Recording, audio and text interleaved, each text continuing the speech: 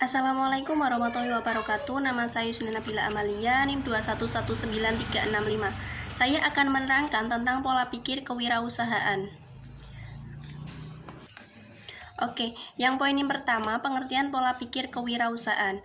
Kewirausahaan sendiri adalah bentuk usaha menciptakan nilai lewat pengakuan terhadap peluang bisnis, manajemen pengambilan resiko yang sesuai dengan peluang yang ada, dan lewat keterampilan komunikasi dan mobilisasi manusia, keuangan, dan sumber daya yang diperlukan untuk membawa sebuah proyek sampai berhasil. Adapun 7 mindset wirausaha. Yang pertama, orientasi pada aksi. Seorang wirausaha itu melihat dan melakukan atau see and do, bukan yang hanya bergelut dengan pikiran tanpa adanya aksi, suka menunda-nunda pekerjaan atau membiarkan sesuatu berlalu begitu saja. Yang kedua, ada fokus pada eksekusi. Manusia dengan wirausaha mindsetnya mengeksekusi, yaitu melakukan tindakan dan merealisasikan apa yang dipikirkan daripada menganalisis ide-ide baru sampai nanti. Yang ketiga, ada berpikir simple, melihat persoalan dengan jernih dan menyelesaikan masalah satu persatu secara bertahap. Yang poin 4, senantiasa berkreasi, mencari alternatif dan peluang baru. Bagi mereka, meraih keuntungan dengan menjaring pembeli tidak hanya dapat dilakukan dengan menjalani bisnis baru atau menjual produk berbeda, melainkan dapat dilakukan dengan mengembangkan cara-cara penjualan yang inovatif. Mereka selalu mau belajar hal baru, open-minded, dan terbuka terhadap cara-cara yang baru. Yang kelima, memiliki integritas dalam mengejar peluang bisnis. Wirausaha merupakan tempat investasi dan penuh resiko, maka seorang wirausaha harus memiliki integritas dan disiplin tinggi terhadap apa yang sedang dikerjakan. Waktu amat berharga bagi mereka, karena apa yang menjadi peluang pada waktu ini menjadi peluang pada waktu yang akan datang. Yang keenam, mengambil peluang yang terbaik, paling potensial dan menjanjikan. Wirausaha sangat adaptif sehingga mampu melakukan perubahan arah mengikuti peluang yang paling potensial dan terus mencari cara terbaik untuk mewujudkannya. Yang ketujuh, pandai bersosialisasi dan membangun jaringan.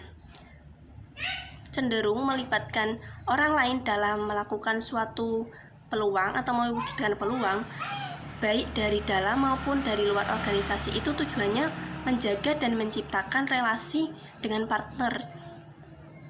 Dengan begitu, peluang bisnis yang kita akan wujudkan itu dapat terrealisasi. Yang poin B, faktor-faktor yang mempengaruhi pola pikir wirausaha. Yang pertama, ada faktor lingkungan atau situasional.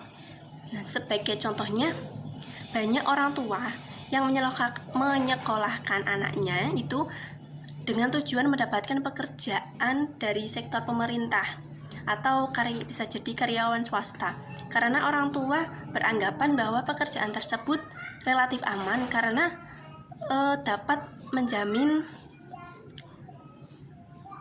pensiunan atau jaminan kesehatan. Terus hasil riset menunjukkan bahwa ikatan sosial, dukungan keluarga, dan kebijakan pemerintah merupakan bagian dari faktor lingkungan yang memfasilitasi terciptanya entrepreneurship mindset. Yang kedua, faktor pendidikan.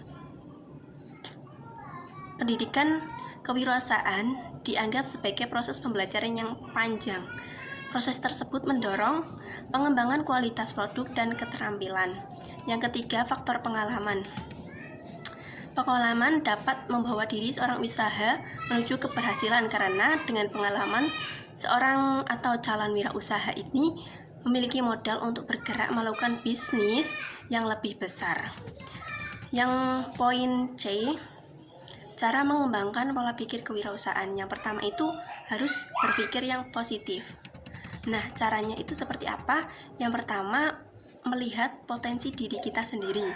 Yang kedua, mengikuti pelatihan seperti seminar, sharing bisnis, dan segala kelebihan dan kekurangan sumber daya. Terus yang ketiga, belajar dari kisah orang yang sukses terhadap bisnis, yang mengembangkan bisnisnya itu dari nol. Yang kedua, itu mengembangkan pola pikir kreatif dan motivasi. Perlu sekali seorang usaha itu berpikir di luar kotak atau out of the box untuk berpikir kreatif, karena dapat membuat seseorang mewujudkan sesuatu yang unik dan langka. Hal ini mendukung bisnis supaya produk berbeda dan berkualitas. Poin yang 3, menghindari pola pikir yang negatif dengan cara menghindarkan pandangan bahwa mencari keuntungan dan kekayaan adalah sifat yang rakus. Yang kedua, menghindarkan anggapan bahwa mengambil, mencuri, korupsi, dan merampok dari orang kaya adalah hal yang wajar.